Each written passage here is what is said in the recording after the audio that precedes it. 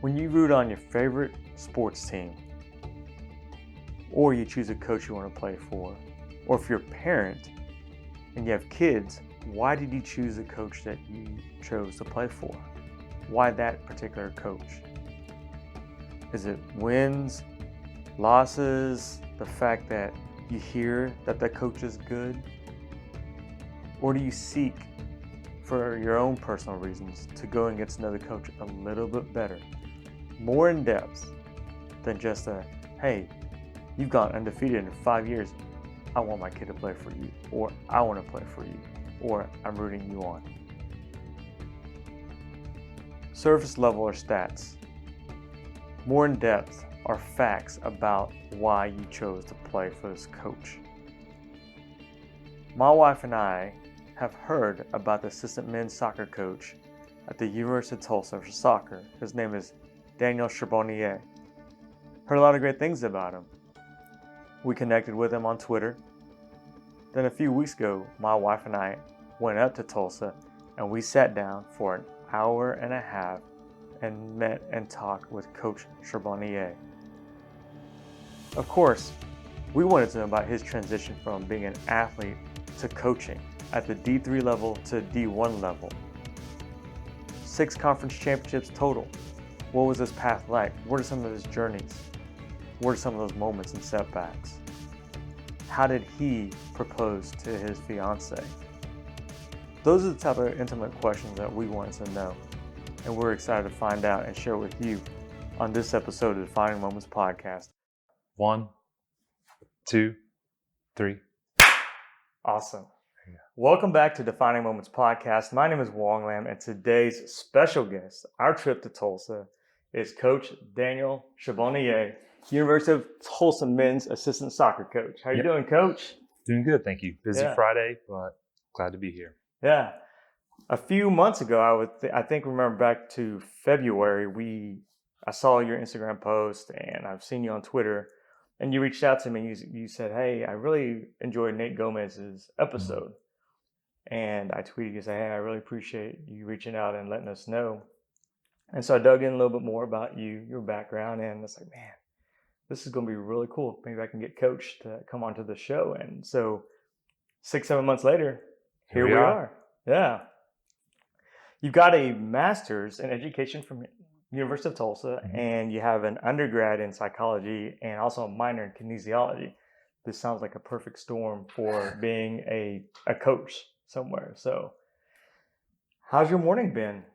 So it's been really good. I think we're all excited about the weather heading into next week being a little bit more mild for our summer before we get into the camp. So that's good. And then it's always pretty hectic and busy the few days before camp, making sure all of the teams are sorted out, the scheduling, the organization is done, balls pumped up. But I think we feel pretty good about that. We actually have one of our French recruits that's just arriving into the U.S. for the first time today. So we're excited. He's coming in. And then lastly, I have a little bit of a volunteer session for the first time, going and working with some dogs at an animal shelter this afternoon before my fiance's dad has her birthday party. So it's been a pretty busy Friday, but it's all been good so far. Yeah, I noticed that you're going to the dogs later. And also, congratulations, you got engaged a few weeks ago or maybe a couple months ago. Gosh, I know I'm going to get in trouble for not knowing the exact date, but I want to say it's roughly a month ago. It's been kind of planned for a while, and then just all of a sudden, boom, like, hey, here's the day to do it, and got engaged. She said yes, thankfully. So now we're in the wedding planning process. Okay. How did you go about doing this proposal? Was it elaborate? I think it would be a little bit of combination of elaborate and just kind of in the flow. I'd started kind of with some elaborate thoughts and ideas and wanted to kind of just gradually narrow it down from there. The two things that I wanted to incorporate were using the park that we'd had our first date at. There's a really cool park called Centennial Park. It's kind of in between campus and downtown.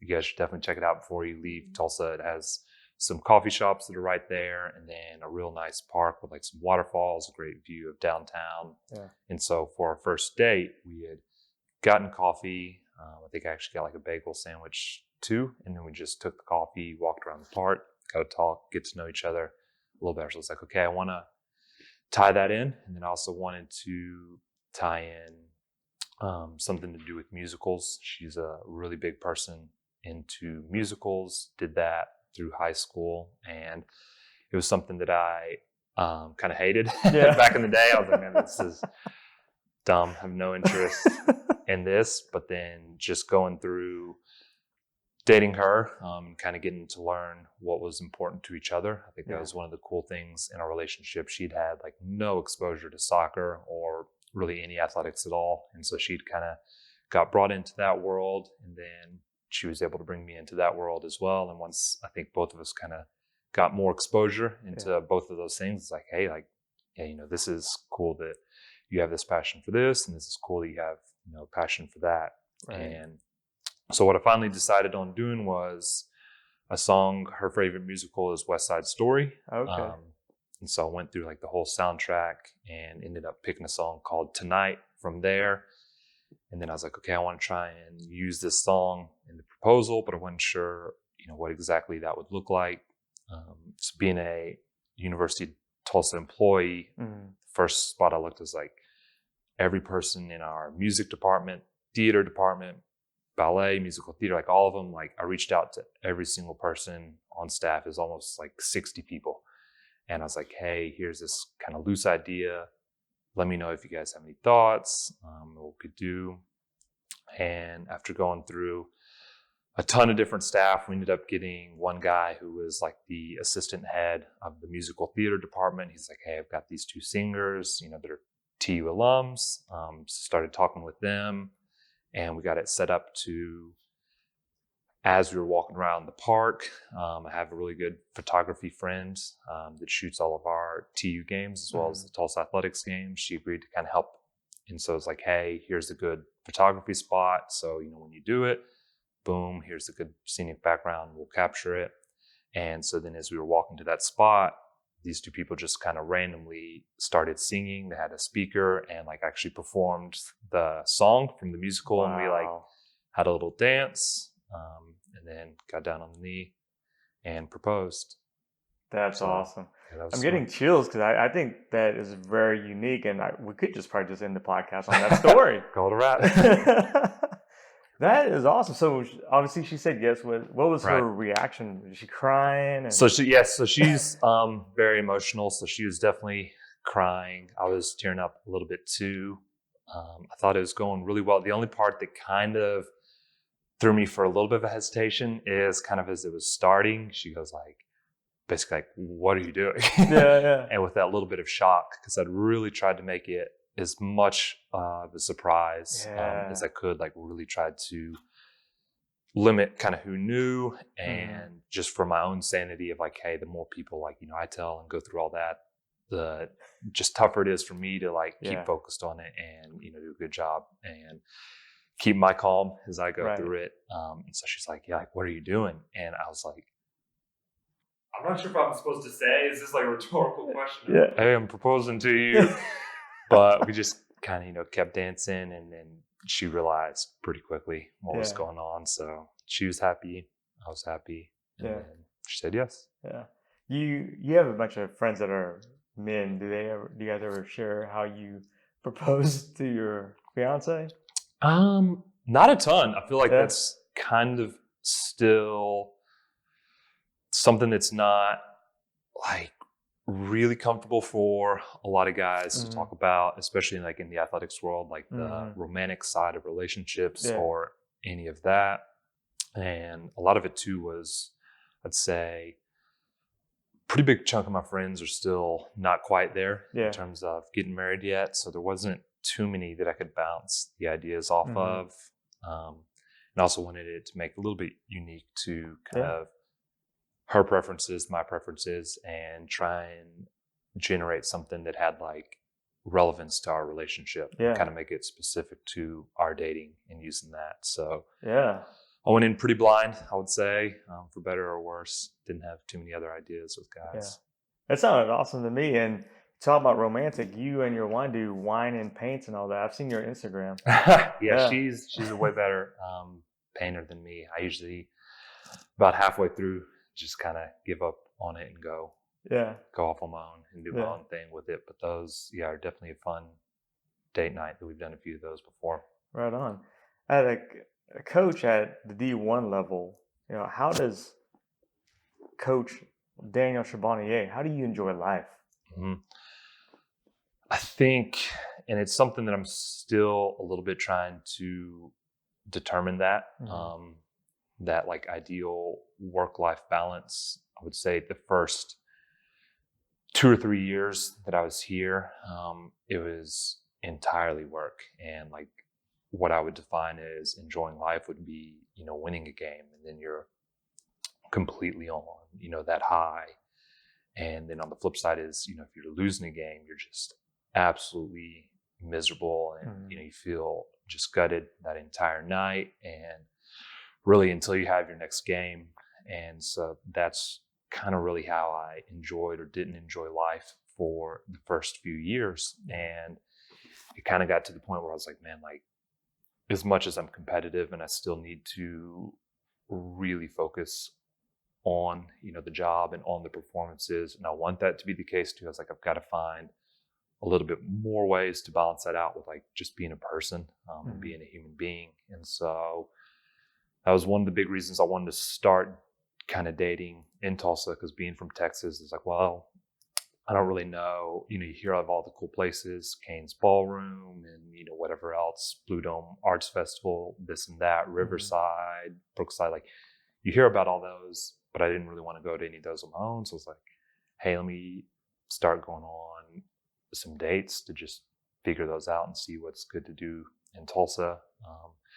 Started doing it that way. Started to date Angela through that. And then I'd say now it's just trying to have that balance of like getting good life experiences, whether it's, hey, let's try this new restaurant. Hey, this band we like is coming to town.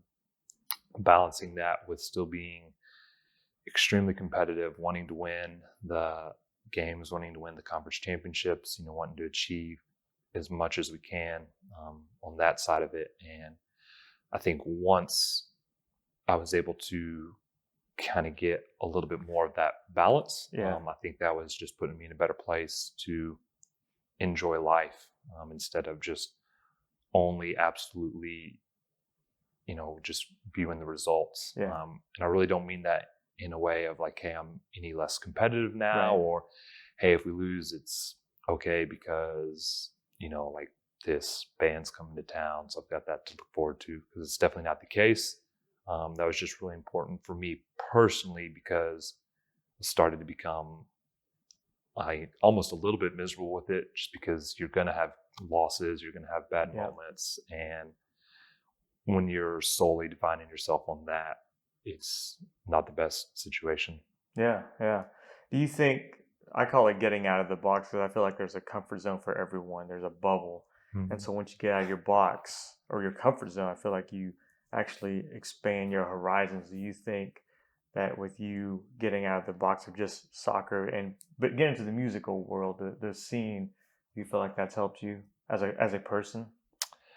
I think more for me, getting out of the box was just being more, sociable in general. I think it was always kind of the mindset of, well, hey, I'm not going to go do this because, we've got a game in 2 days that, maybe I can watch, another film on the other team to get ready for, or, hey, I'm not going to go to this friend's birthday party because we just had a loss and now I'm pissed off and I don't want to have any, interaction with anyone else. So I think for me, going out of the box was not so much expanding what I did in terms of, trying new food or going out and seeing a new movie or going out and having a new activity. It wasn't so much that, but just more having the mindset of like, hey, you can still be a person outside of work, and expanding that process to let myself still be able to, experience things in life, enjoy things in life,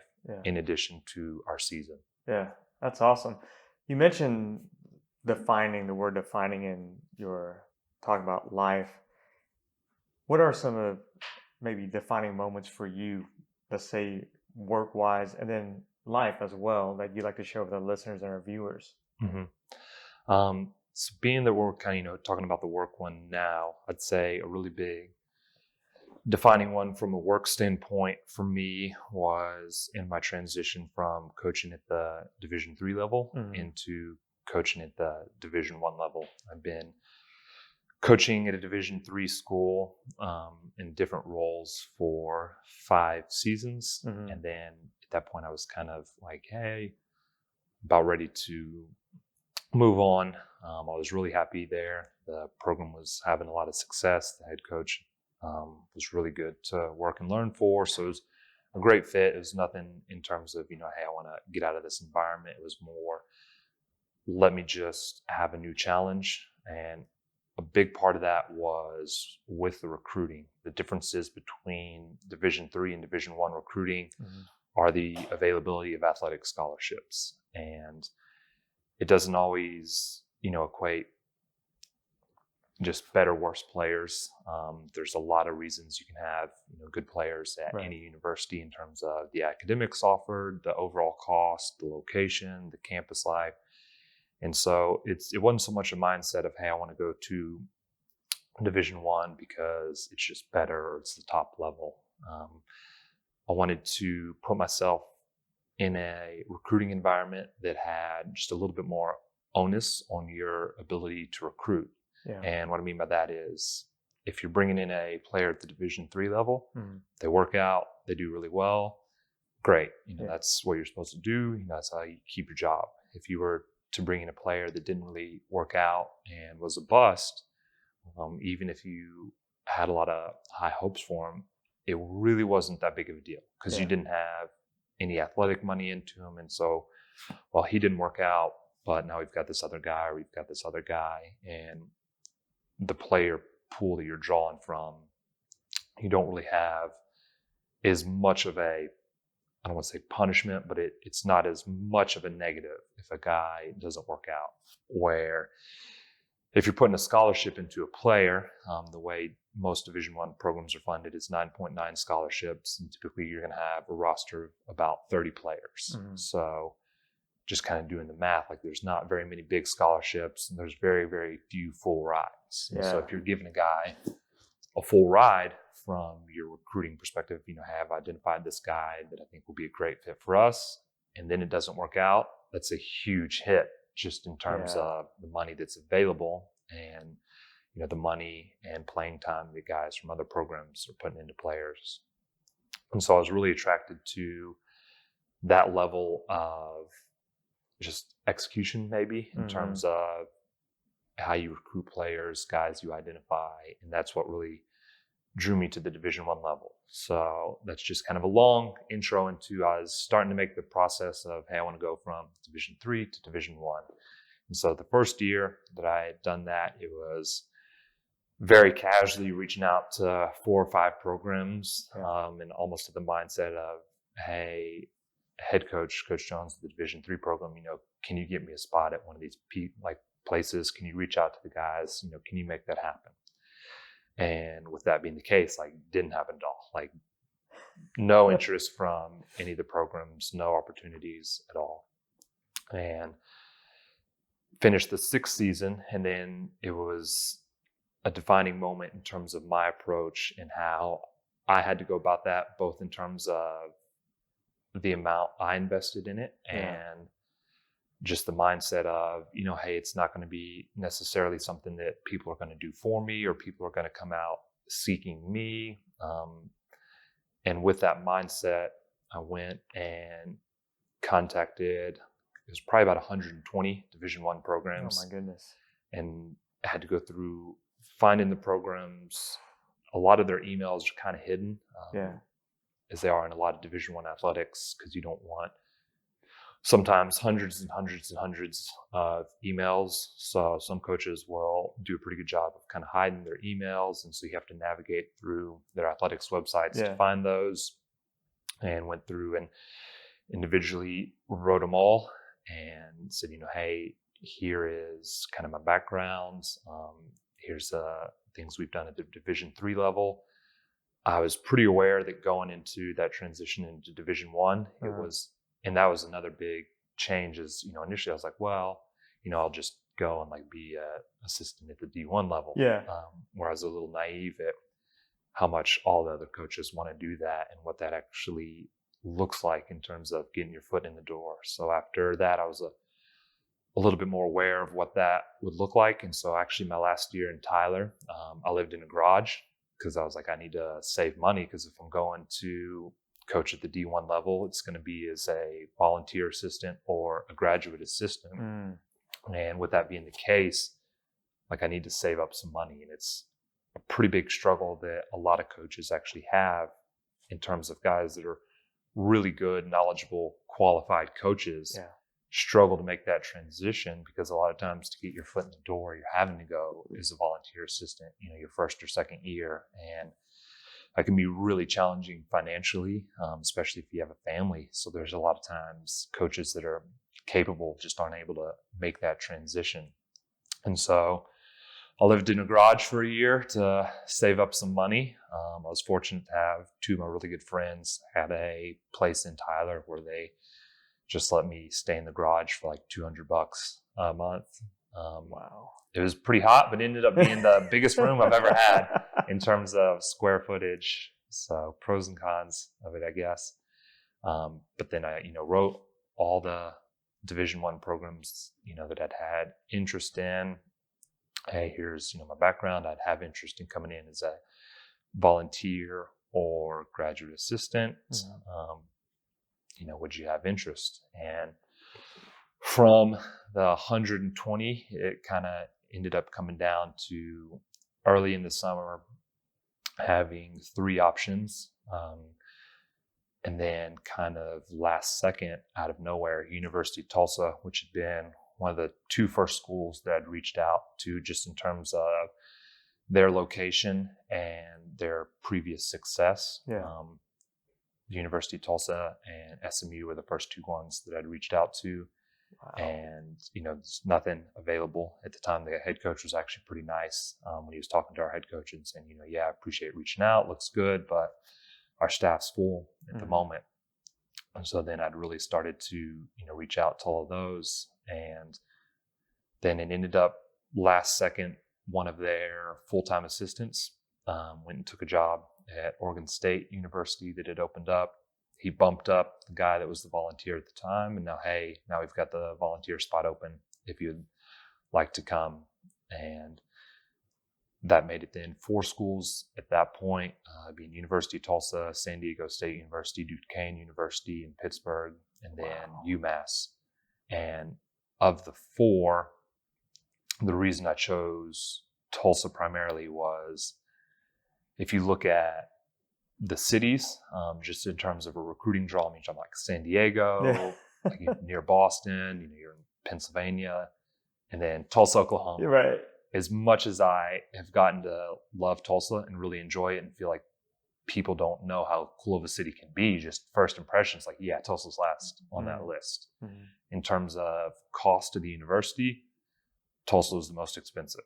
And in terms of academic standards and admission standards, Tulsa was the hardest to get into of those 4. So on paper, Tulsa was the worst fit, like in terms of having that draw to recruits and all that. But of those 4, Tulsa was by far the most successful. They were winning the most conference championships. They were having the most success in the NCAA tournament. They were having good years almost every single season. And so I was like, man, like the head coach really must know, what he's talking about. And that's why I chose to go to Tulsa. But just with that defining moment, when you're reaching out, basically with reaching out to 120 schools, I had 4 potential opportunities. That's like 116 places telling you no. Wow. And that can really get challenging from like a mental standpoint, having to maintain that confidence of like, I know I'm a good coach. Like I know I can be successful. I'm not going to send it, but one of the schools too even kind of emailed back saying like, hey, should you not be going for something a little bit more realistic? And Wow. so it's just the defining moment is like the amount of work you're having to put in and understand that it takes. And I still like screwed up in that process. Like one or two of the schools, I accidentally, because I made each one, you know, a personalized message with that school's name, with their conference, you know, with the school's mascot, with each coach's, you know, individual name, trying to make it as personal as possible and doing my research. Yeah. And in going through that, I made, you know, a few mistakes, which is something that kids do all the time. And, you know, you'll accidentally address it to the wrong university. Like you're not changing it as you're going from, you know, this school in the conference now to this school in the conference.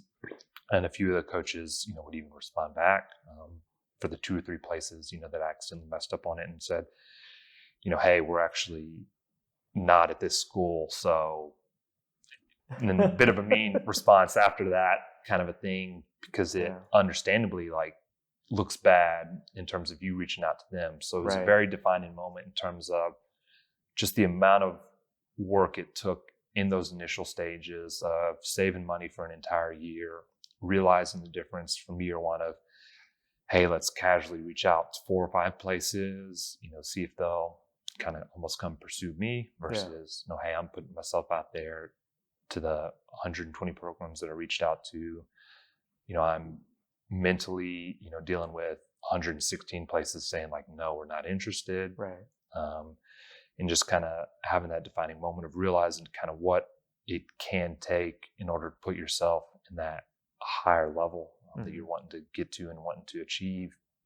And it's something that I still try and remember a lot today. I was actually thinking about it earlier this week, leading up to the podcast, you know, kind of thinking through some of the stuff that we might talk about. And like I felt guilty because we're getting ready for our camp, and I was just like kind of slacking that moment. Like I wasn't doing what I needed to be doing in terms of getting all the lists and the teams and all that sorted.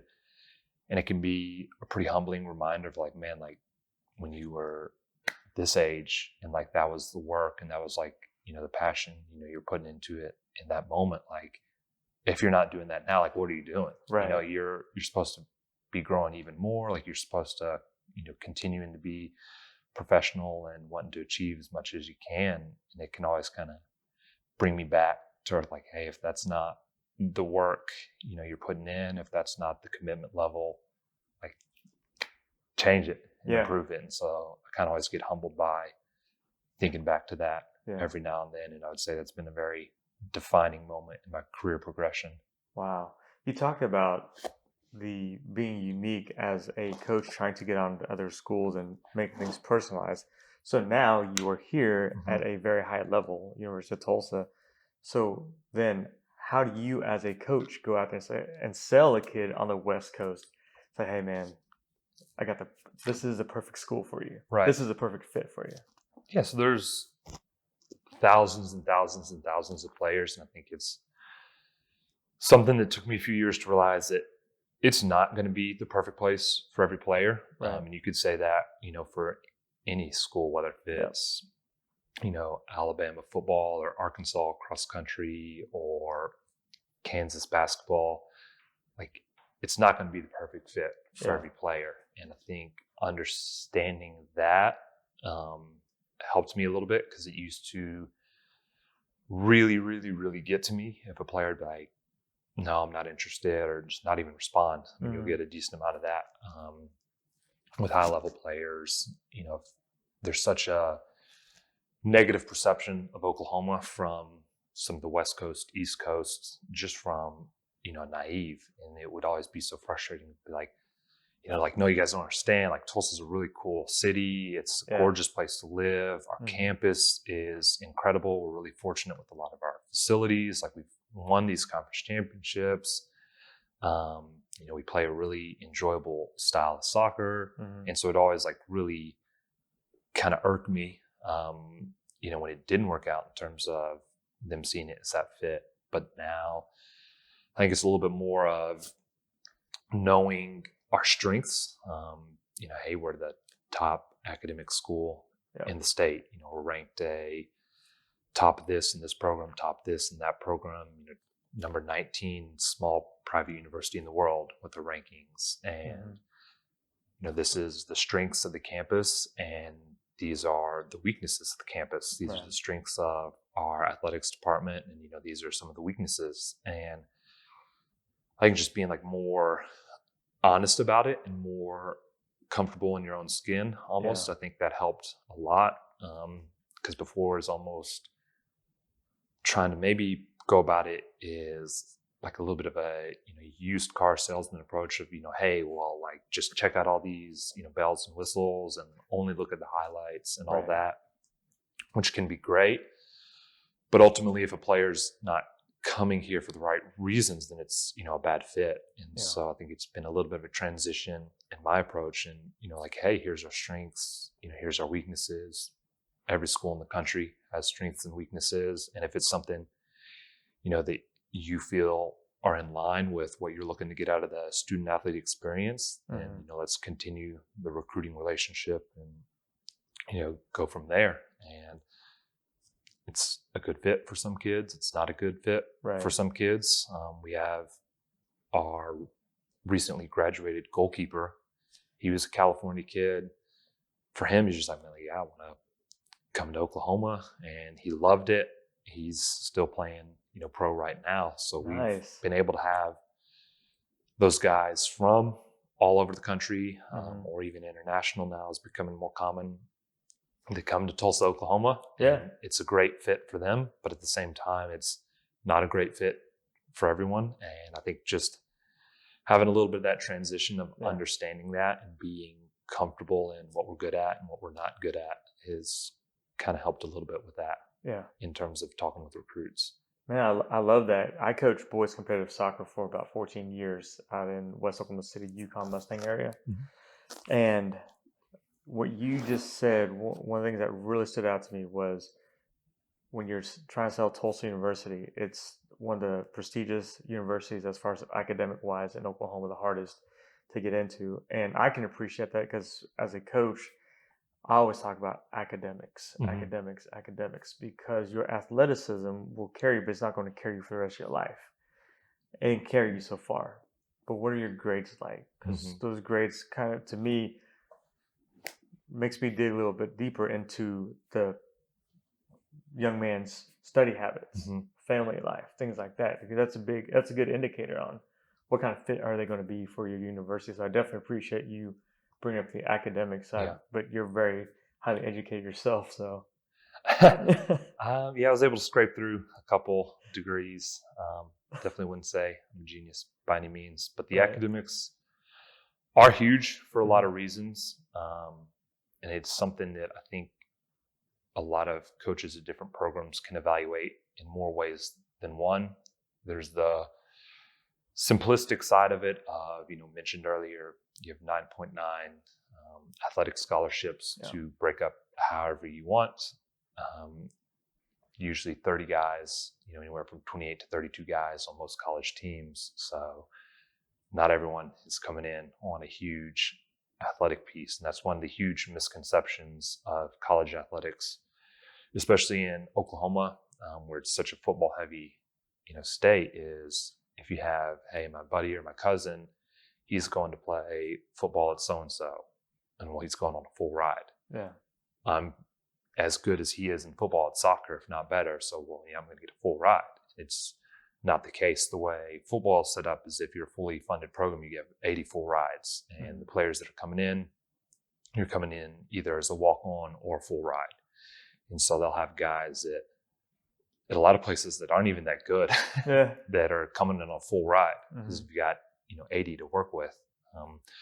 Whereas for soccer, you'll have really, really good players and guys that are getting All-American at the high school level, or some guys that have even been called in to national team camps that aren't getting full rides to the places they're going to. And so just having that understanding really highlights the value of academics, because at a school like Tulsa, that is a expensive private institution, private university, we have to find guys almost always that are a good fit of that. My academics are good enough to where I can get some academic money, get an academic scholarship, and then combine that with the little bit of athletic scholarship. And now as a total of that, make it a very appealing package overall to make it a good spot to attend and be a good fit. Yeah. But there's very, very few players that our school or a lot of other schools in the country are able to say, hey, this guy's grades are bad. I'm going to take him just on soccer ability alone. And those definitely happen. But I think the thing that players have to understand is if that is the case and you're a very elite level player, but maybe your GPA isn't the highest, maybe your testing scores aren't the highest, if there's a similar player with the academics, I mean, almost always you're going to go with that guy because he's now able to receive academic money. Right. It becomes more affordable for him. You're not going to have to put as much athletic scholarship into him. And then just a little bit in terms of not having those concerns of, hey, well, is he going to fail out of the university because if I'm making this investment into a player and doing all that time and money and he comes in and gets kicked out of school, that's not the best fit in terms of growing our program and our culture. And then I would say even a little bit to like club players, it can be something we can use to identify from a recruiting standpoint in terms of your work rate. If we have a guy that has a 1200 SAT and we have a guy that has a 2.8 GPA with that 1200 SAT, and we have a guy that has a 1200 SAT and a 3.7 GPA with that SAT, and they're the exact same level soccer ability, then coaches would probably assume that, hey, maybe this one guy is a lot more lazy in his habits because we see he has the intelligence, he has, a really good testing score, but then with his GPA, maybe that's indicating, he's not really trying on homework, he's not really trying on his test, and maybe he's missing some school. And there's so many players that, we're always trying to find those different ways to evaluate. And there's actually a really good podcast from Jeremy Gunn, the head coach of Stanford University, talking about a institution that's elite from an academic standpoint, very hard to get in, very prestigious, and then a program that's also had the success of winning 3 national championships in a row at Division I soccer. And he's talking about, we look at the academics as a way of how competitive is this person. There's a school that, really tries to identify and go for competitive players that he talks about and what they're trying to have with their recruiting model and their culture.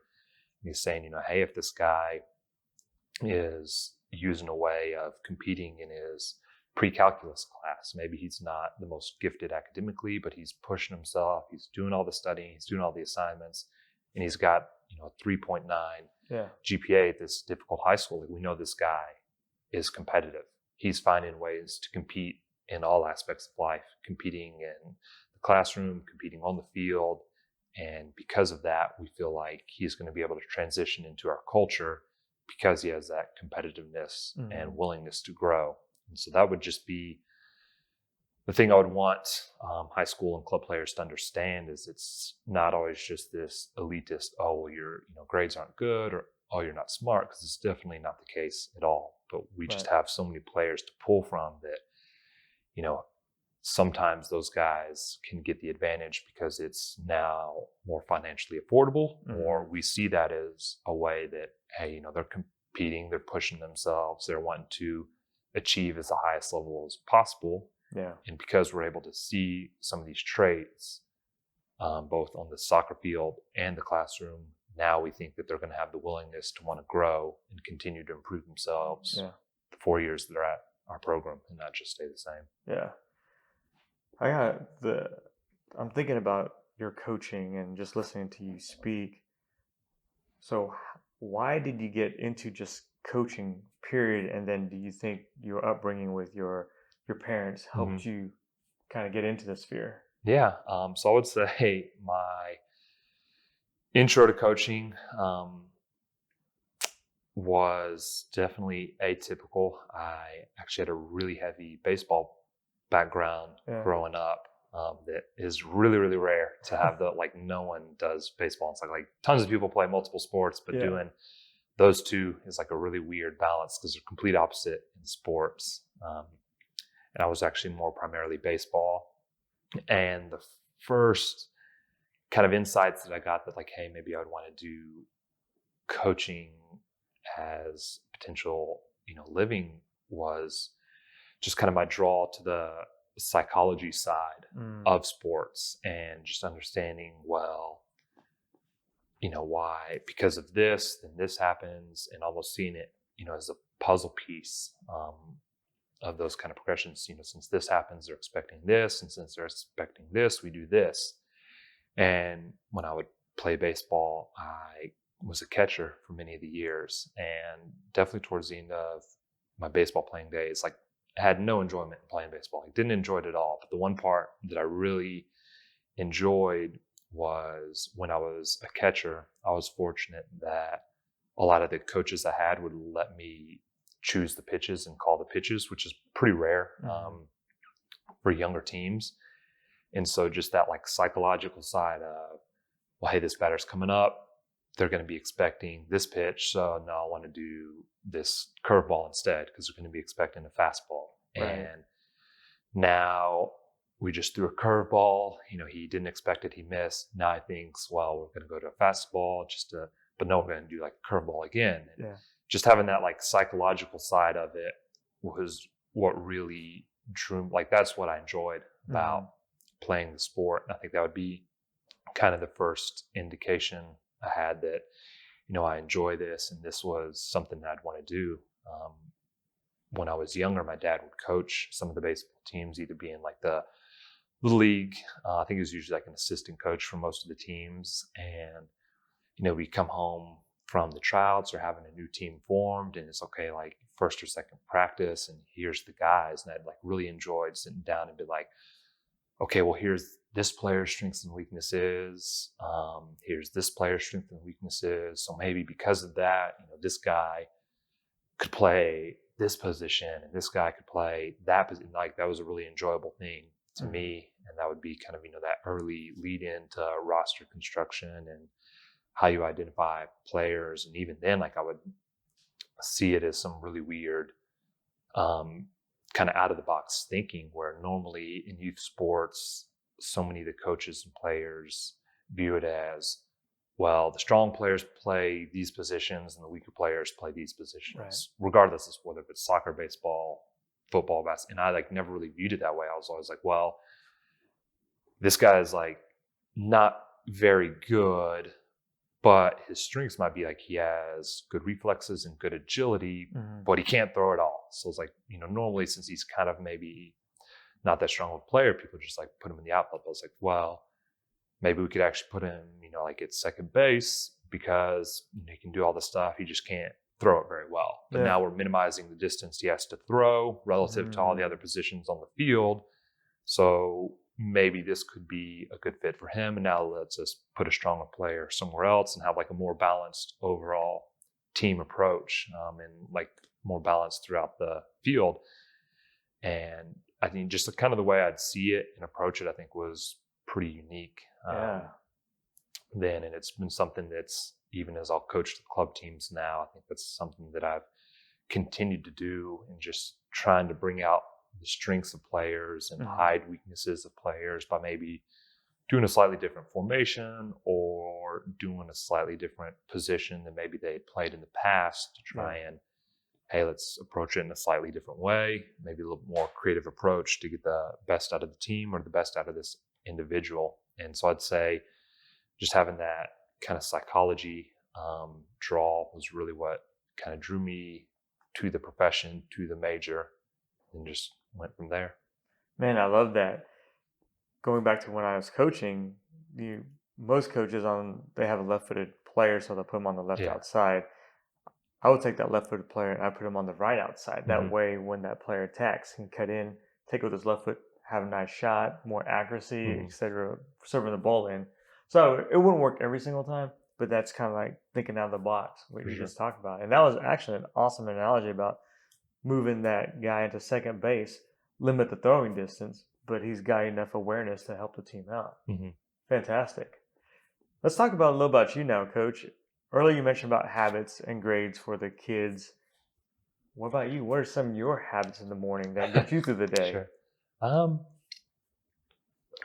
It was actually something I'm trying to work on a lot recently. I've always been like a very scatterbrained, creative type person, go with the flow, more laid back in terms of just my daily preparations and all that. And I'm trying to generate a lot more like structure and create almost routines kind of for the first time ever, just to see if that will then transition into, more focus and productivity, just right off the bat. Mm-hmm. And so as of now, absolutely no habits, No habits. and routines coming in. Like I'm just I hate monotony in life. Yeah. Like I can't stand if something's always, the same way, to the point where when I drive into work, there's about 5 different routes I'll take on this like 20-minute drive I have in the morning, whether if I'm taking the highway and taking this exit, going the highway and taking a different exit, not going on the highway and not going the highway and going another way. Yeah. Even sometimes I'll do coffee in the morning, sometimes no coffee, some breakfast, like just mixing it up all the time. And I've actually been trying to kind of contemplate more getting a structured routine and having that be a solid, repeatable foundation to start the morning. It was something I never really would have considered.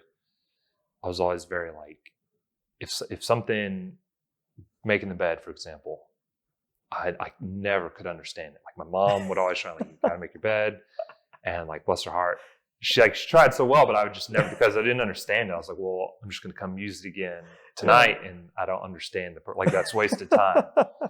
And so there was like a few other things like that I just didn't click with how my brain works.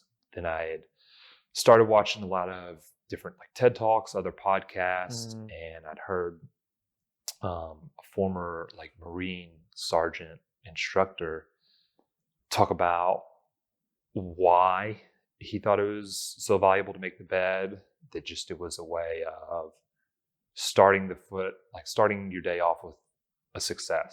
I've successfully completed this task, I've achieved this, and being able then to transition that into, okay, well, now the next thing I do, I'm going to knock it out, I'm going to be successful in that, and having that kind of be the basis of starting his day, and just having it presented in that different light.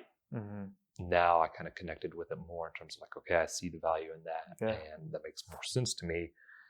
And I still have such a weird travel schedule being a coach, whether if, hey, this day I'm waking up at this time to go into the office, this day, my youth team is going to go to a tournament, we have like a 7 a.m. game, so I'm waking up at this time, or this day I'm waking up because we're about to go fly and have this event here, or this day I'm recruiting internationally, so like it looks a lot different in terms of the time. And so it's just such a irregular timing and life schedule as a college coach. And so I'm trying to kind of find what works best for me and sort of establishing a routine in those morning habits. And I still definitely don't have one to date, but I'm starting to kind of get a little bit more in terms of what I can do with the timing, and starting to have like a little bit more of a, timing. One of the things I've started to try and do the last like 2 months or so is, and it's really random, but I've started to like want to play a game of chess when I wake up, like the very first thing, because it's such like a mental game. And I'll do a timed like 5-minute match online and get some random person online with the mindset of like, as soon as I wake up, I want to like put myself in a mentally challenging spot just to see if I can still think, see if I can still be like mentally productive and mentally successful in an environment where I'm tired. So now that maybe when we're getting into the season and the days are so long and you just finish one game, you're playing on Friday night, you finish your game around 9:00, and now our next game is Sunday at 2:00 in the afternoon. So you have such a limited turnaround. Like you're going back to the hotel and you're watching footage either on your own team or the team that's coming up, starting to do a scouting report. And so just kind of putting yourself in those environments, not being in the mindset of, well, I'm tired, so I can't be productive, trying to be like, well, maybe I'm fatigued, but I can still achieve at a high level. I was able to see a lot of other coaches I try and do like a lot of camps over the summer to just see different ways people are doing. And I would, be really impressed with just how productive they could be kind of going through like these crazy hours. And then late at night, they're still being like just on top of it with everything. And I was like, that's something I could grow in. So I've been trying to be more productive in those really, really early moments and really, really late moments and not having to have that transition into it. So that's something I've been trying to do lately, is just like start my day with something like a chess game to, mentally challenge yourself and see if you can be mentally successful when you're worn out. And then on my drive in, I've started to listen to a lot of, depending on the mood, either a podcast or I found these like comedian 20-minute clip segments. So if it's kind of one of those days where I'm feeling like maybe a little bit more blue, slower start to the day, like, hey, this is a good way to get me cheered up. I love stand-up comedy, and I'm always trying to find new comedians or going to like a stand-up show, something that I really enjoy in personal time. So that can put me in just like an optimistic, positive mood, more uplifted kind of feeling as you're heading into the day. Or if it's one of those days where I'm like, I'm feeling good already, like I'm feeling on top of it, then hey, let's listen to, such and such podcast because you have this 20 minutes and kind of get some ideas from other people and try and have that influence instead of just always listening to music. So those would be probably two things I would say lately that I've done that would be the closest to a routine on the way in. I like it. I've never heard the chess one, but I'm gonna try that one. That one sounds it's new, and I'm definitely not as good as if I play later on in the day. But I think it's just something that I've tried to, in life in general, try and put myself in more uncomfortable situations and just kind of get out of the comfort zone a little bit. Both I like it in life and in coaching. Yeah, the making the bed one I get because my mom was always on me, so I always made my bed. And back in my single days, I made my bed so nice that I wouldn't even sleep on the bed. I'd sleep on the couch because I was like, oh man, I don't want to mess it up. Yeah, that's you're on my mindset of, well, I don't want to mess it up. I never got it. Yeah, now I got my wife on the making the bed train. So last one up makes the bed. Usually it's her. Decorative pillows, don't get them. In terms of, now you see like, it looks great, go and stay like a guest room, and you're like, oh man, like go and stay at, usually it's older people that actually have the guest rooms with the decorative, like you go and stay at a friend's house and you're like sleeping on the couch or on the floor. Right.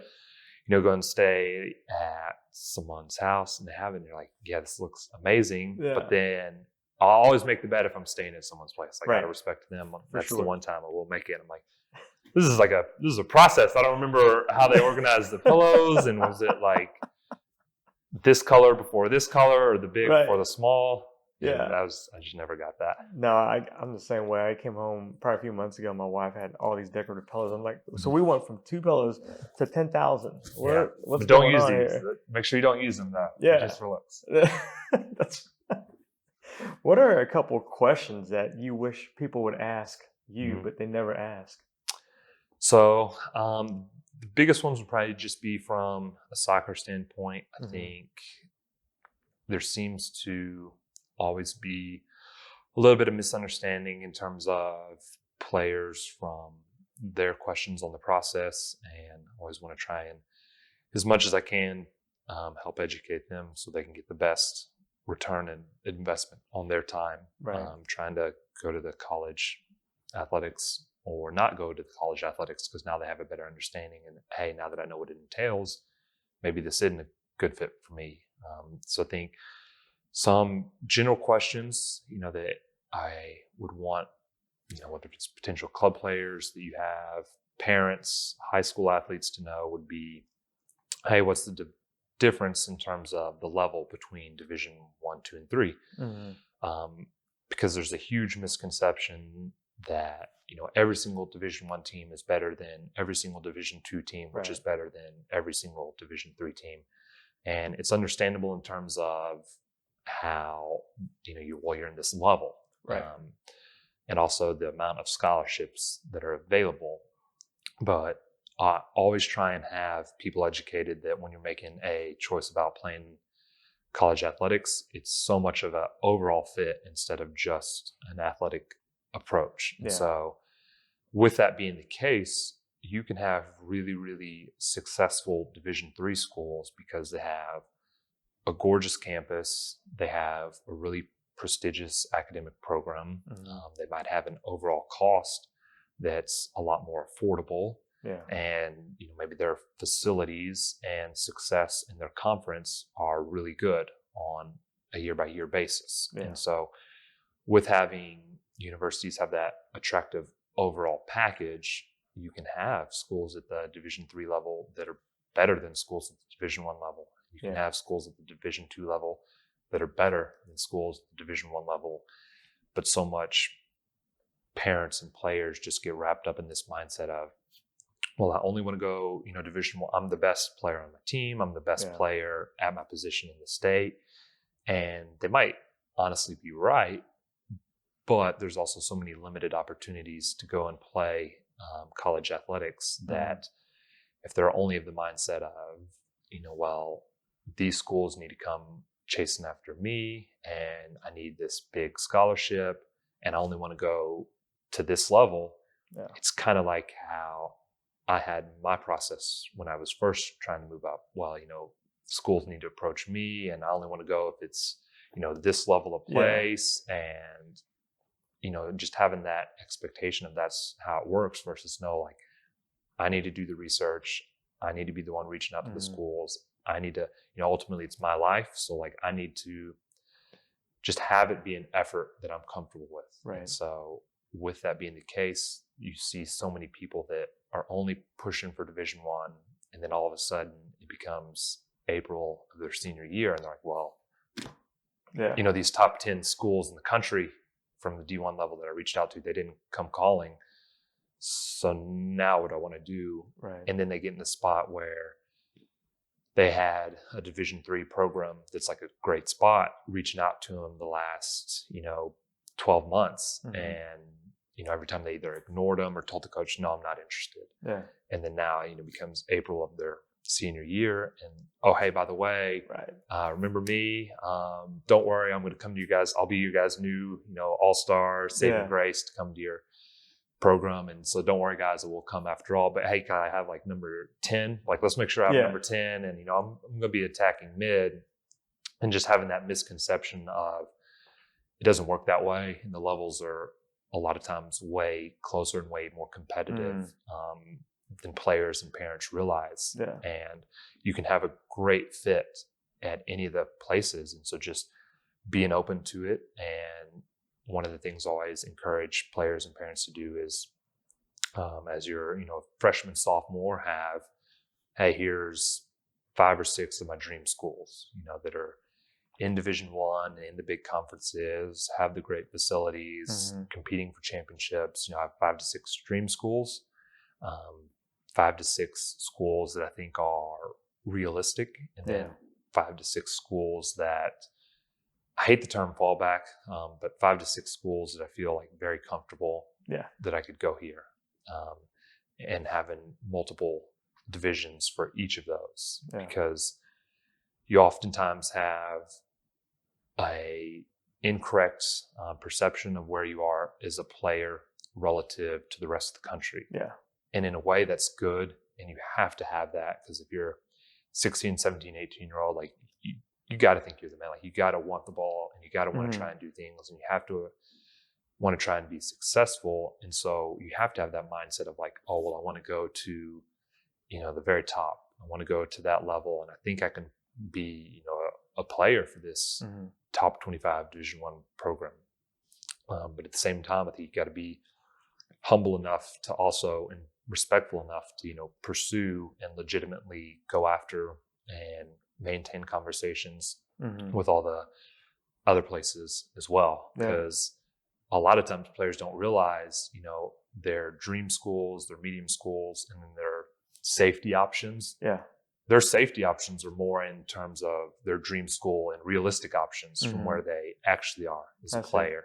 Yeah. But they're just unaware of how many players there are out there, how many players there are from other states, how many players now are coming over internationally that are now becoming a really prominent part of college athletics. And so just having that balanced approach and open-mindedness and respect to all those other schools is probably the biggest number one question I would want parents and players to ask me. And then I'd say probably the second one would just be the academics that we kind of hit on earlier of why that's important and all those reasons I hit that earlier. That's not that just we're snobs that think everyone has to be, a super smart, elitist kid from this prestigious private school background, but, why are the reasons that it can be beneficial to have those academics? Yeah. So those are probably the two biggest questions I'd want people to ask me. I like that. Your approach, you seem and appear to be really laid back. There's listening to you talk and you kind of flow. Does anything ever make you mad? Yes. It's not a lot. And I used to get worked up more, but it kind of came back to like the psychology background. And I actually remember it as like a very, very conscious effort I had my probably like freshman year in college, where I would just get in the mindset of like, if something bad happens, whether if it's, hey, you get in a car wreck, or hey, this happens, hey, you have a test that, you realize I didn't study nearly enough, but now I'm sitting down writing my name on the exam. Yeah. Like you have all these moments in life that are like very, like there's going to be stressful scenarios. There's going to be bad scenarios. Those are so common and prevalent in life. And I just like had this kind of maybe almost epiphany where it's like, well, when I'm stressed or upset, like it doesn't help me. Like I perform worse. I can't think as clearly.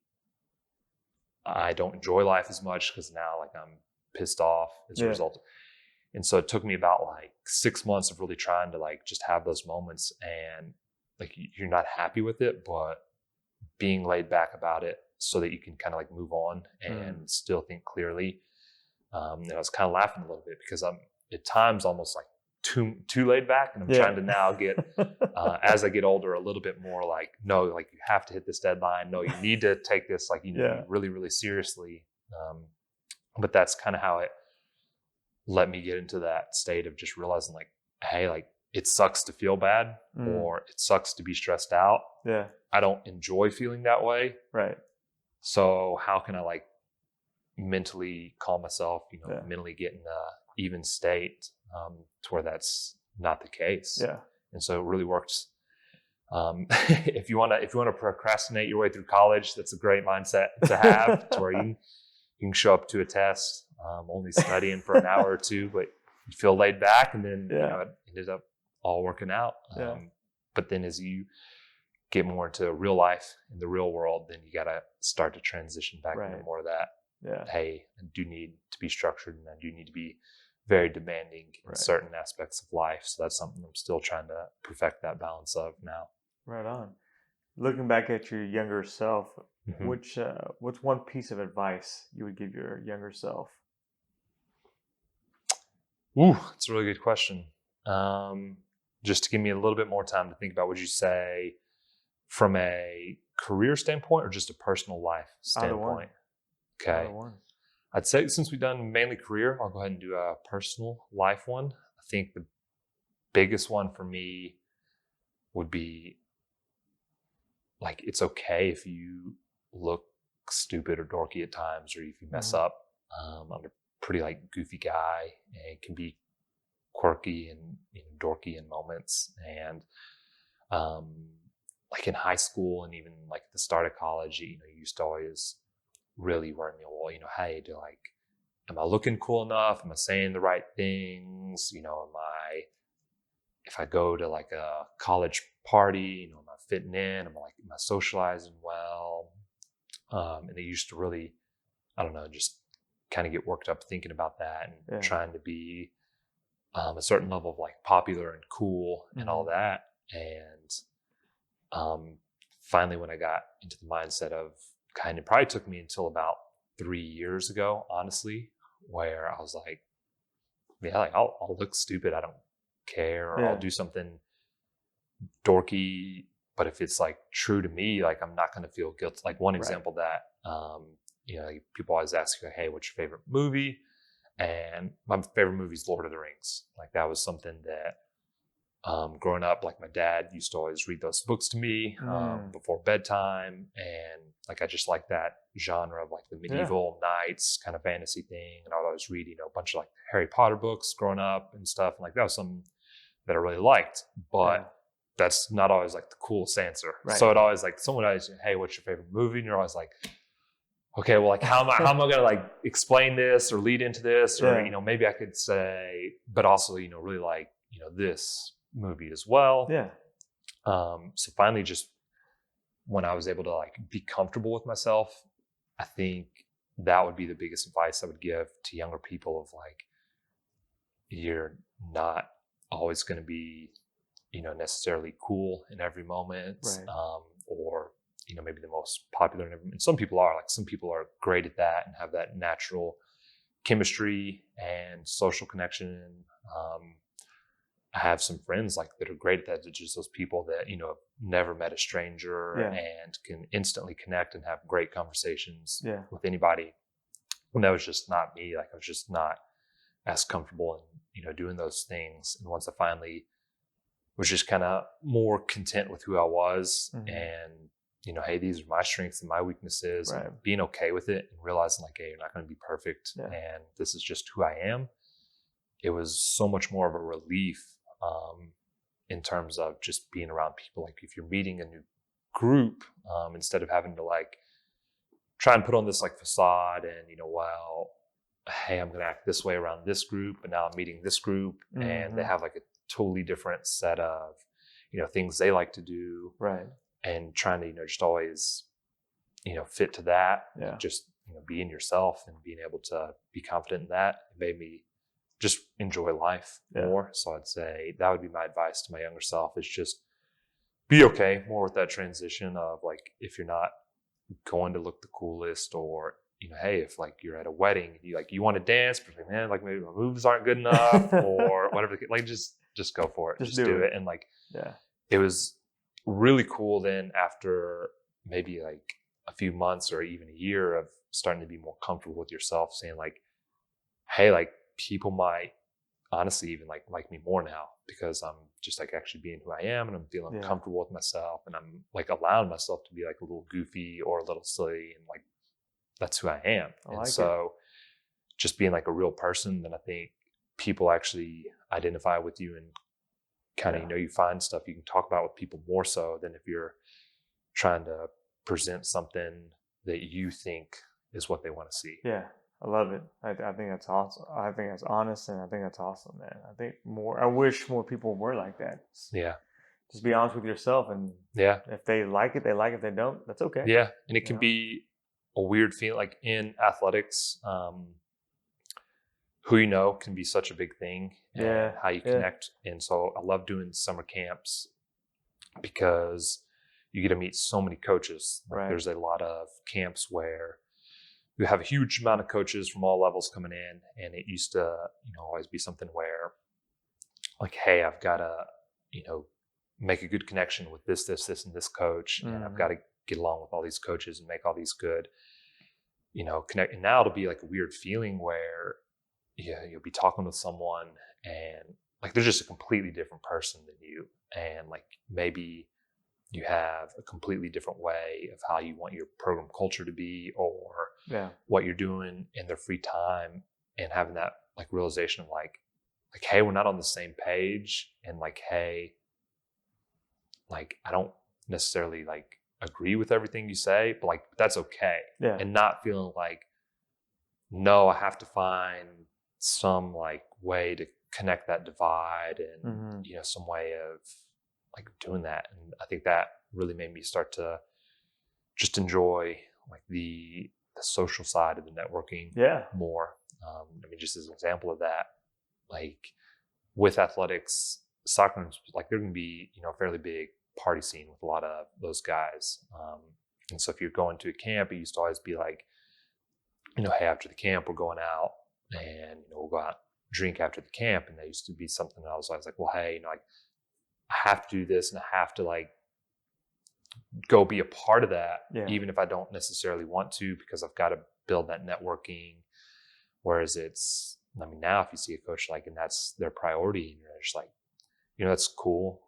Like that's not me. Like we don't have to connect over do that. Like we don't have to, share that same experience and just being more comfortable. And like, no, I'm good. I'm gonna go back to the hotel, knock out a few emails, maybe call a recruit, and then go to bed early for camp the next day. And so just having that change and just being more comfortable with who I am. And then I think once I started doing that, people who I would network with and would connect with, then it started to be a stronger connection because now you're finding people that you are more on the same page with. And now, even though you're maybe not connecting with 30 coaches at an event or at a tournament, maybe you're, connecting with 5 to 10, but of those 5 to 10, you're like, well, now, like, if I'm a head coach, like, like I want you to be a potential assistant, or if you go on to be a head coach, I know we see things the same. Like we have a really shared vision. And if you become a head coach at this place 10 years down the line, like, I'll work for you. Like, let's make it happen. So that would be something I would definitely encourage my younger self or other people of just, being more comfortable with who you are and going with that. I like it. You talk about connection and being social. Let's say there's no social media. What are 3 people you would like to connect with if you wanted to meet in person or pick up the phone and call? Sure. Living or dead? Either one. Either one. So we're talking about like a dinner, 3 people we want to have dinner with, and 3 people to get advice from. 3. So I can give you. Let's say 1 you want to take advice. Okay. 1 for dinner and 1 just to hang out. Love it. And we're going at the same time. I would say Zinedine Zidane would probably be the first one that comes to mind as a coach who's been super successful, and also a coach that a lot of people really wrote off initially of like, oh, like he's just getting these jobs because of his illustrious playing backgrounds. Like he's not going to know what he's talking about, but then went and had the Champions League success, and also as someone who has, the French last name, growing up watching like the French national team when I was younger and seeing him play, that'd be a really good one for me. His English is also pretty good, so that would help. Wouldn't have to rely on my non-existent French to have a conversation. I think Kevin Hart would be a really cool one because I think he has such a unique ability to have that like instant positivity, instant uplifting, light up a room and connect with people regardless of their background and just instantly bring that joy. And that's something I love about him so much. I know he's kind of a cliche comedian to be like, oh, you're like Kevin Hart, but I think he just, from a like human perspective of being able to like increase the energy in a room, make it feel brighter, make it feel more uplifting, bring everyone together, have it be an enjoyable experience. I think he does a really good job of that. So I'm throwing Kevin Hart in there. And third one's a little tough. I'll say it would probably be someone from a non-sport background that's been really successful, because I love to make those transitions of, you've been really successful maybe in the business world, or you've been really successful in the real estate world. What things are you doing that I can notice that's bringing you success that I can apply to coaching? And so maybe someone like a Steve Jobs that's been super successful in their realm that's Yeah. completely non-sport related. I love seeing those and being able to take what they've learned and what they've been successful at, and making their kind of own empires. And then, okay, well, how can I relate that to my life, and how can I relate that to athletics? So I think that'd be a pretty good mix with those guys. Right on. What's the path forward for you as a coach, and then also you as a about to be married man? Before we go, I want to hear your three. Before we go on to that, same question to you. Your three that you would have for your dinner. So I'll group these two together. Would be my parents. Now, you see, I thought about doing. I was like, man, I should do either like a loved one or a friend, so they could be there and enjoy the dinner with me. I was like, yeah, I need to have them included on that experience. I went all selfish, and then you right off the bat made me look bad. Do you want me to keep going or no? Yeah, you're good. Your two parents. My two parents would be one, and then my wife for sure.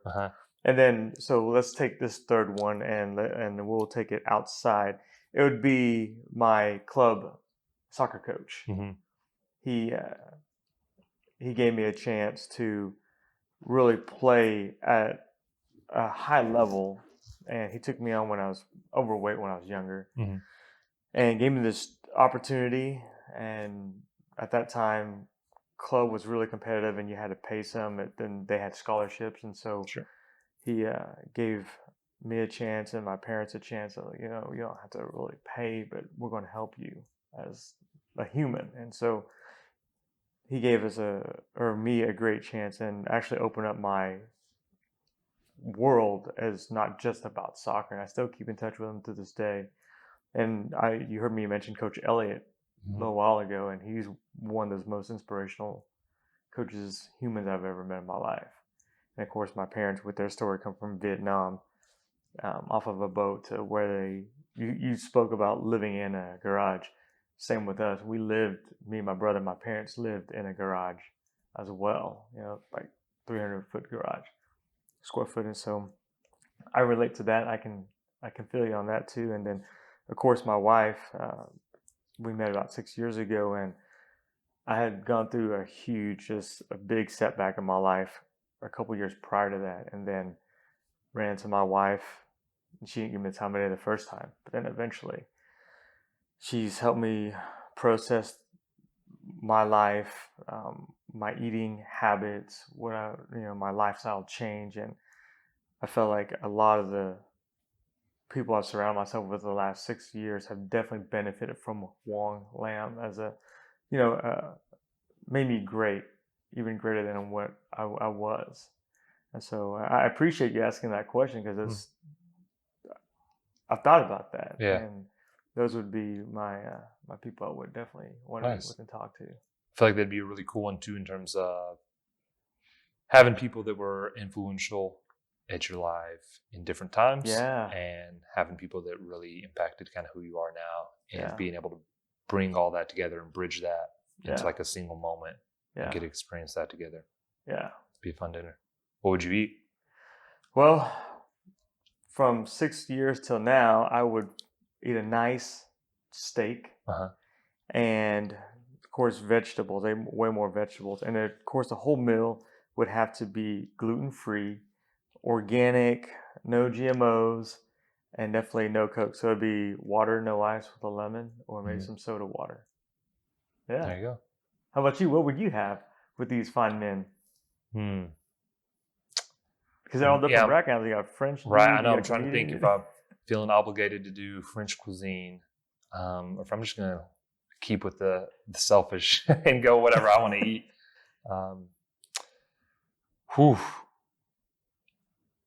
That's a tough one. Yeah. I've thought about a lot before, who you would have in those and who would be cool to connect with. But I've never gotten so far in terms of the food side of it. I think what I might want to try and give them, thinking about who it is, so being from Texas, the only thing that I'm really like there's so many people in Texas that everything's better in Texas, so pro Texas, and I'm definitely not of that mindset at all. But the only things that I'm pretty adamant about, like, no, like you got to get this from Texas, are the Mexican food and the barbecue. Like, I think those are better in Texas than maybe anywhere else in the country for both of those. And so I think just being able to expose them to that and be like, hey, like this is, something I feel good about, having these, barbacoa tacos or these like ribs from Austin, Texas, just being able to give them an exposure to something that I do feel like, good about, or I do feel proud about from the area I grew up in. So I'd say probably that food. Okay. Very good. So now you got to answer that question about what's your path forward for yourself. So definitely staying within soccer. I don't think I'll have any crazy career changes or anything like that. I think, right now, I'm kind of in that I'm sure a lot of people experience when you're kind of in that intermediate career path, career transition, where finding the balance of like, I love Tulsa as a city. I really enjoy living here.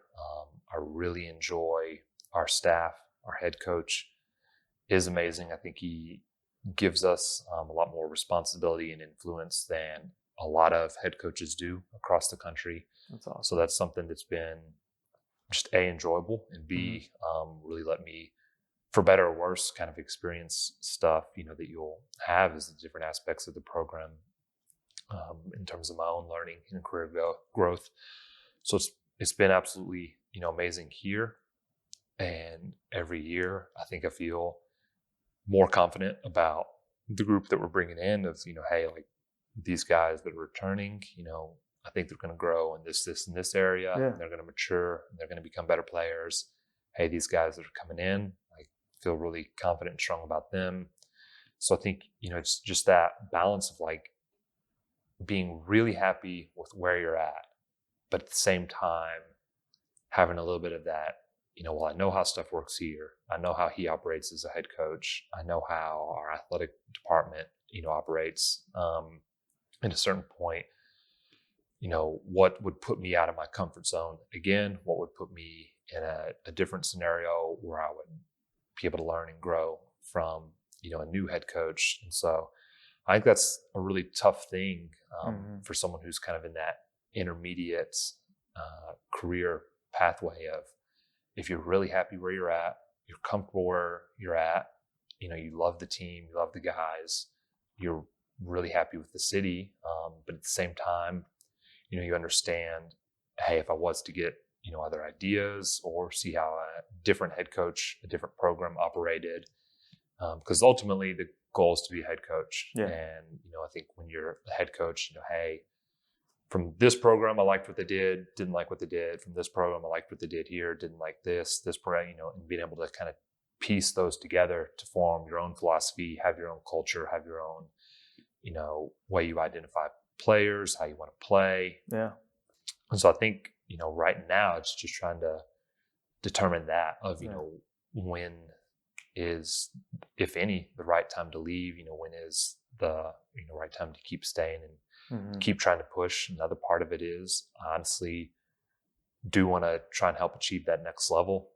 At University of Tulsa, we've had 7 conference championships that we've won in the last 12 seasons gone on, and the team's made a few pretty decent NCAA tournament runs. And, really that next echelon of success would be the College Cup, the Final Four of men's college soccer. And that's something that has really been a goal of ours and something we've been really determined, and something honestly like the last 2 years we weren't, close to achieving that. And so getting back to push into those limits and, achieving at that standard that we all feel and believe we're capable of doing. And so I think it's something that I'm not entirely sure, what that's going to look like in terms of the next step. I think talking with the head coach is something that, really helped out. I think a lot of people in that situation might want to try and, keep it secretive and, really trying to keep their cards close to their chest. But our head coach has been amazing at that in terms of well, hey, I could see this being advantageous. I could see maybe this not being a good opportunity. Hey, if you're wanting me to call this coach like Don and, giving me some good recommendations, that side of it. And so I think, he's been really good to talk through all of that stuff. And so it's really just kind of explaining through for a short term, I don't know. I'm really happy where I'm at. I'm really excited about the team we have. Good. And absolutely, motivated for the group coming in next year. Yeah. I would say in terms of 5 to 10 years down the line, what I would like to achieve would either be an associate head coach at a top 25 Division I program, or a head coach at a lower Division I program or an NAI program. So I'd say that's kind of my 5 to 10 year goal. That's awesome. Achieving one of those, and then the 10 to 15 year goal, then being a head coach at a top 25 Division I program. Man, I like it. And it sounds, I would say, ambitious. I just think that's reality. I've never met you until today. Just listening to the way you talk about the sport, about your life, and just it's the whole package, right? It's not just soccer, but it's a whole package. You're wrapping it up, and I like it. It's really, really good stuff. How does Daniel want to be remembered? So I think that is, a really important part of it too. And so I actually took a coaching course in Oklahoma City this past year that had, 2 instructors, and a big part of what they talked about was, that exactly of, so many people get caught up with like only viewing it as a results thing, but now expanding your mindset of what entails a good coach or a successful coach, to having that side of it. How many players are inviting you like to their weddings now, and how many players 10, 15 years down the line are you still connecting with, and you're still maintaining those relationships with. And so I think, maybe 4 or 5 years ago, I kind of viewed it almost as like, that side of it's like a cop out. That's just a way of saying, well, here's an excuse for us not being a good team. Like, here's an excuse for us not being a good coach. Well, maybe we're not winning the championship, but, hey, like, my player names, their kid after me, kind of a thing. Yeah. And I'm like, well, like, no, like, I'm not in it for that. I'm in it for the wins. I'm in it for, just like, let's show up, be successful, have the, the trophies, and then that's it, and not have any connection with, you as a person, you and your personal life, you and your non-soccer growth. And that used to always be the way I viewed it. But then over the past couple years, and then, with that coaching course, it's really been something that's like allowed me to see how that can be valuable. And so now I'm kind of viewing it more in the terms of like, hey, let's kick ass in like both areas. Like, let's be really successful in both areas. I actually think our head coach, Tom McIntosh, does a really amazing job of doing that, with a lot of the players, being able to, establish those connections and being able to be there for them. And like, he does an amazing job of, helping them out in ways that can be inconvenient to him and can be a drain on him time-wise with his family. But, it can be a rarity of like, if a player's coming in and has like a really bad flight itinerary, and maybe a guy's coming in and he's landing at like 10:45 at night, like, Tom will go get him from the airport. And he's like, that's not normal for head coaches to be of that mindset. Or if it's a thing of, a guy is, needing to do a film session for a game, but, he has 8 a.m. class, then we have weights, and then we have, our practice, and then he has like a test to study for. Like, Tom would, he'll meet him at like 7 a.m. And again, like, that's rare for a head coach. But I think he really has shown me of how like you can go out of your way for players. And I think I used to be a little bit selfish with it in terms of like, like I want to help the guys out. I want to, help them. But if it's at my expense, like, hey man, well maybe can your buddy go pick you up from the airport, or maybe can I just, pay for you to get an Uber from the airport, and just being a little bit selfish from it. Kevin Doyle is also a coach who's really shown me a way of like how that stuff can be important. Jamie Franks, who's head coach at university, I think he does an amazing job of that with his players. And the first year I worked their camp and got to see how intentional he was with his guys, and how like genuine, and how much he was able to create those relationships with them as people and not just athletes, was something that was like really eye-opening to me at the time. And just seeing them as human beings first, and not just seeing them as, hey, you're this athlete and I view you and I, value you based on how much you can help me on the field. So I thought he did an amazing job. There's a real quick story with Kevin Doyle. When I was it was the very first Division I camp I ever worked. He was coaching at Air Force University. And so like I was super naive. I'm like, okay, well, flying into Colorado, and didn't really think of it past that. So I'm like, okay, I'm flying into Colorado. So I land and fly into Denver, and I'm like, okay, well, so I'm here. What's the next step for the camp? And he's like, okay, well, did you fly into Colorado Springs or Denver? And I was like, I don't even know where Colorado Springs is. I was like, I flew into Denver. I was like, like that was the cheapest. So I flew into Denver.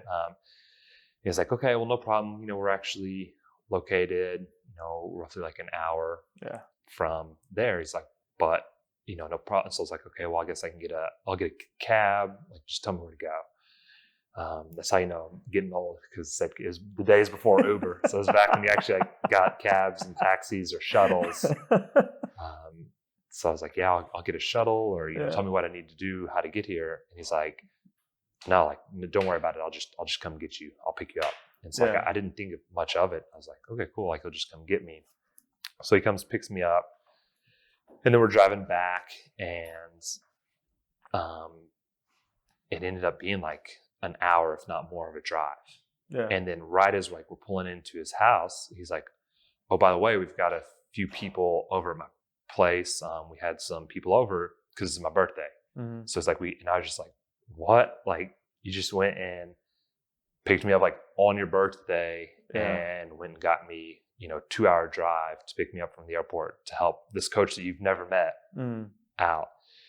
And so like having those experiences, and then kind of seeing the Oklahoma City guy, is a guy named Matt Fancher, that I thought he did a really good job of being able to kind of open my eyes and enlighten me to how that can be a really valuable side of the coaching as well. So just as a combination, he's like and that was the first time too that I've seen someone that was like a really good coach, and someone like that I really admired. And I was like, well, he's smart and he knows what he's doing. He has really good ideas, but he would coach like a lot of the lower teams a lot.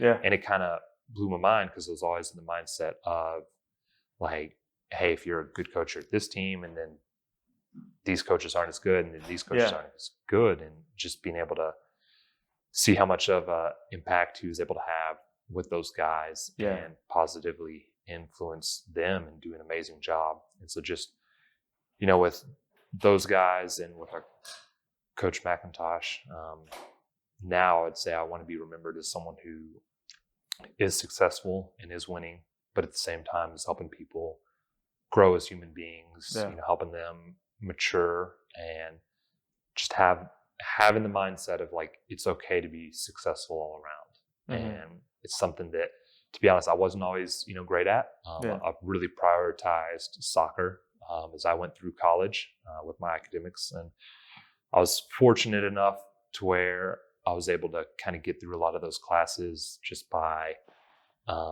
natural ability and, natural, intelligence that I had without really having to work hard. But now it's something that I really try and push to all of our current players of like, it's okay to like be successful around, and it's, okay to like have that mindset of like, no, I want to achieve here. Yeah. And I want to achieve here, and I want to achieve here. Because ultimately, I believe if you're putting out your best effort in all those areas, then you're going to have overlap, and it's going to help you grow in the other areas. Yeah. And now hey, if I'm doing community, and it's like community service, something I used to hate doing. Like our coach at the D3 level was always having us do community service, and I hated it. And it was like so much of a chore, and you have to do this. And maybe academics too was something I didn't give full. And so just of the mindset of like, if I'm not giving full effort and I'm picking and choosing when I give effort in certain areas of life, then it's hard when you have something that's important to you to automatically just transition into like, well, let me give full effort in this area. And I really relate that to soccer because say if you have like an outside mid, for an example, and that can be like a really physically demanding, hard position to play. And the mindset of, well, I'm trying hard in my area. Like I'm making a run forward, I'm making a run back, but I'm going to pick and choose when I really want to give my absolute effort. And so say now maybe my outside back overlaps me, he ends up losing the ball, bad giveaway, and now their winger is going in that space to counter. Yeah. Instead of being like, well, I'm picking and choosing, my efforts. Well, now like, no, I'm going to go and I'm going to cover for him. Or, I'm going to maybe pick up a guy central on the weak side. Like you're just of the mindset of like, I always want to achieve and I always want to succeed the best I can. Right. And so I'd say just getting that mindset across to people is really how I want to be able to be remembered. And just having the mindset of like, if you try and fail, awesome. Yeah. Like that. Honestly, that is like one of the best feelings ever because you're not having that, oh man, like I wish I tried harder for this or I wish I knew for this. And so that would be how I want to be remembered is just someone who is able to get that mindset across to youth and college or even older level athletes of, transitioning of, it's not just about soccer, but I want to really try and grow and I really want to try and push myself in every aspect of life, even if that means failing in some of those areas. Man, I like that. You keep this mindset up, Coach. You and your future wife need to get your frequent flyer miles because you'll be flying to a lot of weddings with these boys that you are mentoring. I mean, really, that's what's going to end up happening. And I truly believe it. Yeah. Last question for you. Without your email or your cell number, how do our viewers and listeners get in touch with you on social media? Yeah. So, first, I don't mind if they reach out to me through email or cell. My email's on our Tulsa Men's Soccer website. So it's pretty easy to find on the University Tulsa Men's Soccer website. They're free to email me with any questions. Sometimes if they need to send 2 emails, because we get a lot, and I could definitely improve and getting back on emails sometimes. Or as you've seen, I could be a little bit better in terms of quick responses for text messages. I could definitely be more diligent in that. I'd say social media, it's first initial, last name, D Cherbonnier. So DCHERBONNIER at all of them.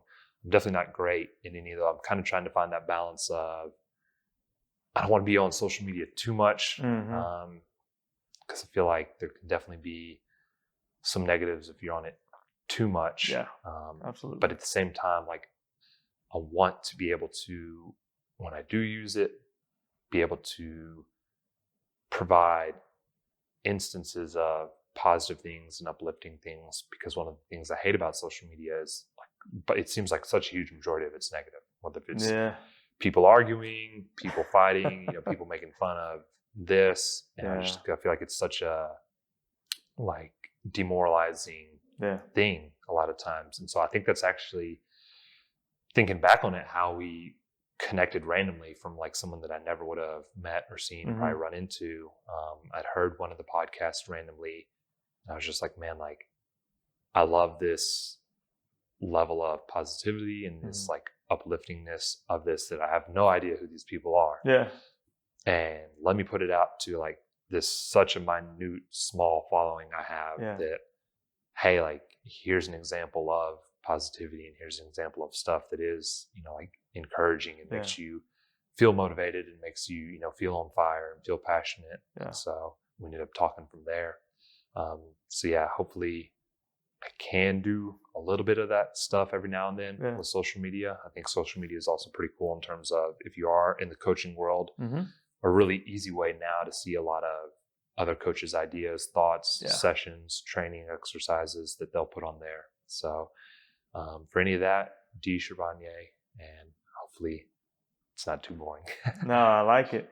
And as in the true sense of European football, after every match, they exchange jerseys. So my wife and I wanted to pass on our T-shirt. That. It's not a jersey; it's a Defining Moments podcast T-shirt for you.